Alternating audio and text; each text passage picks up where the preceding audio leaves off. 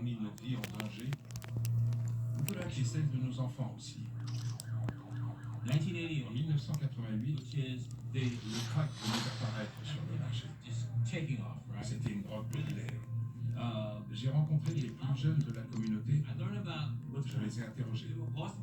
Les agents de la police de Boston raquettaient ces jeunes délinquants au quotidien. Le crime est partagé. Soyons clairs. D'un côté, il y a des jeunes qui vendent de la drogue, et de l'autre, des policiers qui volent ces jeunes. Des policiers comme l'inspecteur Mulligan. Certains policiers m'ont confié que la magouille de Mulligan commençait à se savoir. C'est ce qu'on m'a dit, mais ces policiers ont bien sûr tenu à garder l'anonymat. Mulligan était une crapule. Une vraie crapule. Je ne suis pas policier, mais j'entendais parler de Mulligan partout dans la rue. La police de Boston était au courant de ces méfaits. Mais personne n'a osé en parler publiquement. Ils ont fermé les yeux et ils ont appelé tous les Anglais par la force. Les Irlandais adorent se battre et se trouver un ennemi. C'est comme ça qu'ils fonctionnent. Les Noirs sont une ressource inépuisable. Ils ont eu le mérite en combattant les Américains. Ils ont contribué d'une certaine façon à l'arrivée de Kennedy au pouvoir. À Boston, les Noirs ne sont pas si qui ont décroché le poste de pouvoir. C'est comme ça. Les Noirs de Boston n'ont jamais vu un mère noire. Il faut qu'un mère porte des draps. C'est la simple et bonne raison que la plupart d'entre eux sont afro-carolinés. Ils refusent d'élire un afro-américain car ils n'ont pas les mêmes origines. Avec ce genre de réflexion, les Noirs sont forcément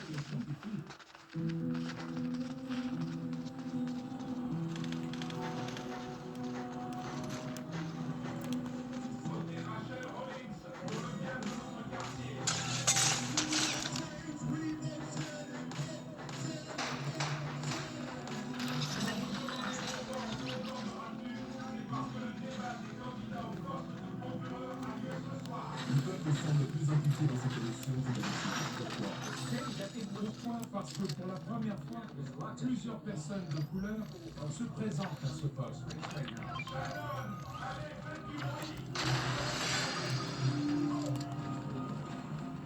Applaudissez-les bien fort.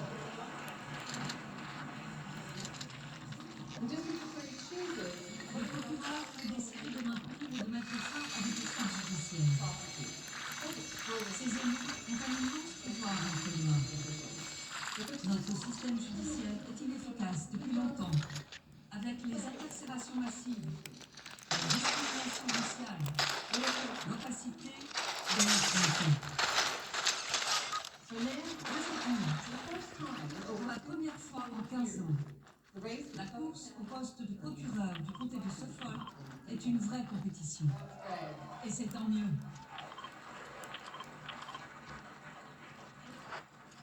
Je m'appelle Bengening. Je suis avocat général du bureau de Pennsylvanie et candidat au poste de procureur. Je veux que le comté de Suffolk soit un lieu où tous les citoyens se sentent en sécurité, peu importe le quartier où ils résident. C'est ma priorité. Assurer la sécurité de nos concitoyens et assurer un système judiciaire juste et équitable sur les missions d'un procureur. Bonsoir, je m'appelle Shannon McAuliffe. Et je suis venue vous avertir. Nous avons aujourd'hui une opportunité unique, celle de balayer après 40 années de pratiques douteuses perpétrées par les procureurs Newman Flanagan, Ralph Martin et Dan Coleman. L'expérience ne peut pas vous procureurs, ils en sont la preuve. Je m'appelle Rachel Rollins et je me présente car je connais le système judiciaire sous tous les angles. Sur mes 21 ans de carrière, j'ai été avocate générale au bureau du procureur pendant 7 ans et j'ai été avocate au pénal. Mais j'ai également été du côté des civils, dans le même tribunal où j'ai plaidé. Le jour où mon frère cadet a été condamné et envoyé en prison. Ensemble, nous pouvons changer le système judiciaire. La prochaine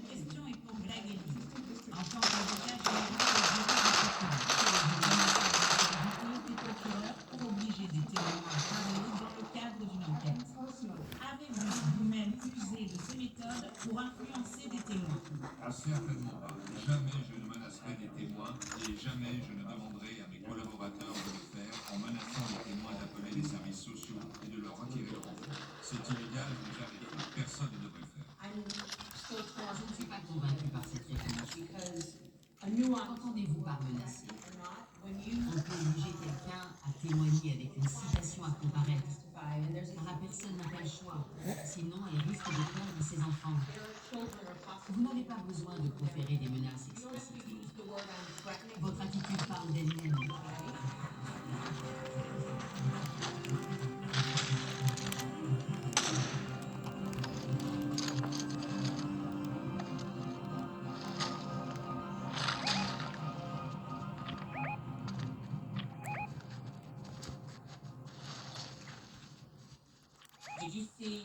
Tu as lu le mail du procureur? Oui, je l'ai lu. Il dit en substance qu'une récompense a été offerte à quiconque avait des informations sur Sean. Qu'elle a été offerte par le syndicat des policiers de Boston. Mais qu'il n'a pas accès aux archives. C'est bien ça. C'est ce qu'il a l'air de dire. On obtiendra plus vite avec une ordonnance de criminel. Avec la main? Non. Je crois que je l'ai. Voilà. Bonjour Rose, je me suis penchée sur les versements d'argent et il semblerait que les inspecteurs de la police de Boston aient proposé et versé une récompense financière. Donc quelqu'un a été payé. Je te conseille de demander une citation à comparaître à l'encontre de ces inspecteurs de police et je suivrai l'affaire de près. Ce sera le moyen le plus rapide de découvrir s'il existe des documents officiels sur ces versements et de se les procurer. Personne n'a rempli de documents officiels dans une affaire où un policier a été assassiné. Pourquoi? Si c'est Rosa Sanchez qui a touché la récompense, Sean serait disculpé d'office, non? Oui, ces versements auraient dû être divulgués, mais ce n'est pas été le cas.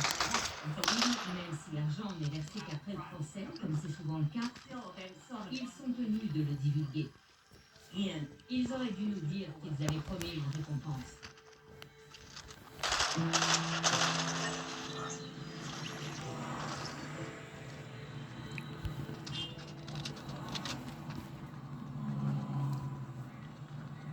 Et maintenant? On finit cette rue et c'est bon. D'accord. Bonjour, comment allez-vous? Je m'appelle Greg Henning, candidat au poste de procureur. C'est votre chien? Il est gentil? Je m'appelle Greg Henning, candidat au poste de procureur de Suffolk. Et vous le savez déjà. Oui, Je fais du porte-à-porte. je voterai pour vous. Je me présente au poste de procureur. Je le remplace, Dan Conley ne se représente pas. J'espère que vous voterez pour moi. Est-ce que vous avez des questions? Non, le syndicat vous soutient. D'accord. Aussi pour-il. Oui, le syndicat des pompiers m'a donné son soutien. J'espère avoir votre vote demain. Merci beaucoup.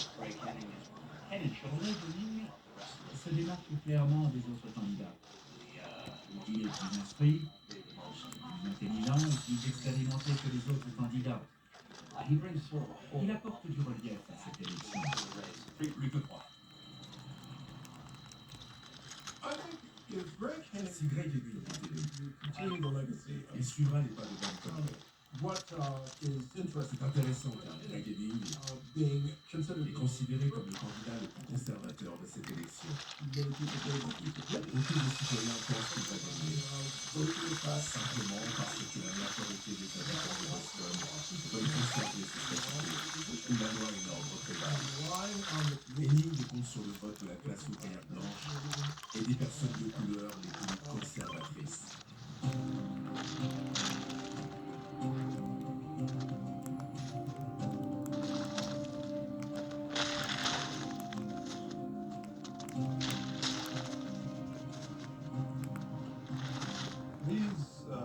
Ces débats, ces rencontres et ces conversations autour du rôle d'un procureur sont essentielles.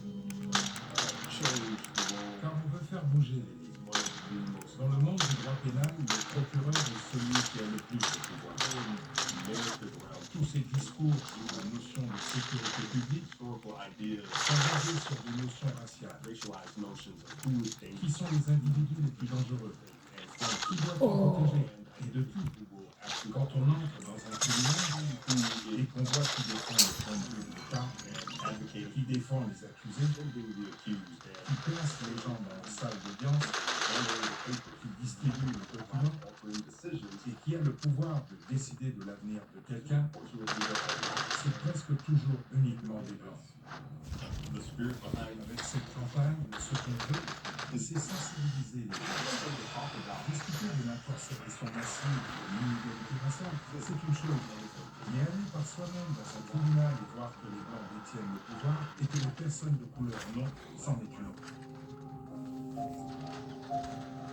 Avant de lancer notre campagne, un procureur peut faire la différence. On a fait un sondage et on a découvert que dans le Massachusetts, 4 personnes sur 10 ignorent que le procureur est élu par les citoyens.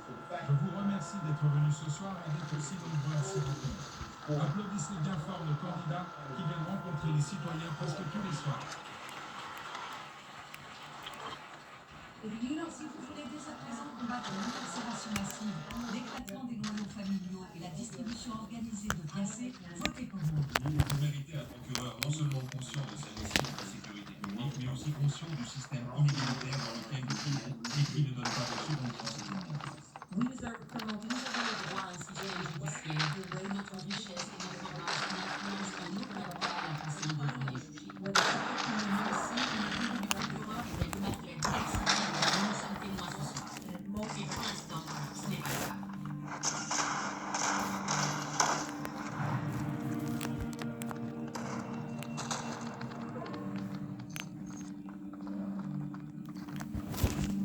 Salut, ça va? Tu termines à quelle heure, maman?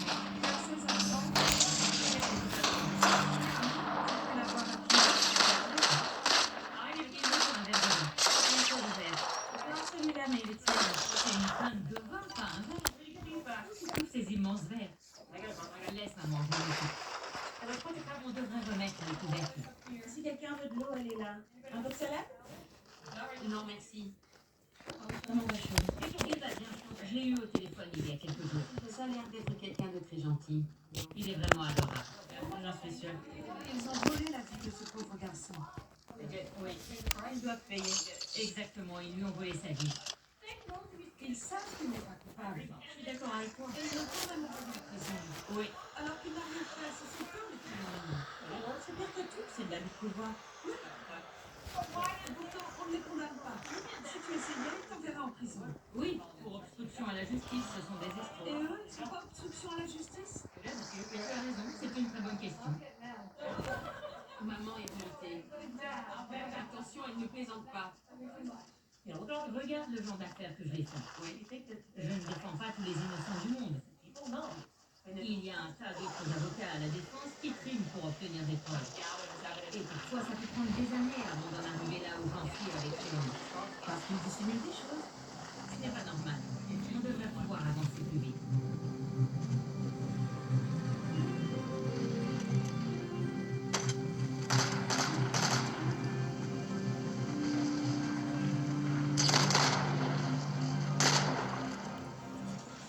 Ils nous ont envoyé les pièces demandées concernant Rosa Sanchez, mais il n'y a pas de CD. Il n'y a pas de document 10 avec un CD. Je ne le vois pas. Il y a 3 CD. Oui, le témoignage du drogué, l'interrogatoire de monsieur Allaire, la transcription du procès. C'est tout. Oui. Il y a combien de temps? Rosa et Ivan Sanchez ont reçu de l'argent. Victor Brown aussi. Personne n'a l'air de savoir d'où vient l'argent qui a été versé dans le cadre de l'enquête. J'ai écrit à Ivan Sanchez pour savoir s'il avait touché une récompense et si oui, de combien et de la part de qui. Il m'a répondu ceci le lundi 30 juillet. Bonjour, désolé, j'avais beaucoup de travail. J'ai eu Rosa qui m'a confirmé le versement, mais elle ne se souvient pas du montant de la somme, elle a oublié les détails. Et la police ne s'en souvient pas non plus. On n'oublie pas ce genre de choses, franchement. Les gendarmes se sont rendus au poste des polices et ils ont partagé la somme entre eux car ils ont aidé à l'arrestation de Sean Ellis. Mais ils ne se souviennent plus du montant. C'était 5 ou 5 000 $? C'était 25 000? Qu'ont-ils fait de cet argent? Comment peut-on oublier ça? Je ne comprends pas. On a plein de travail qui nous attend. C'est des conneries.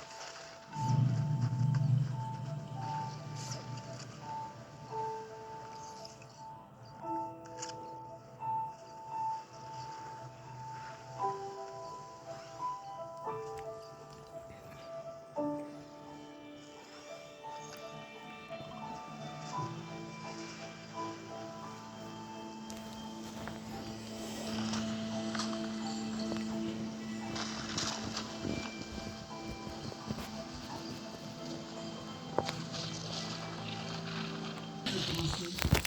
Non. Allez-y.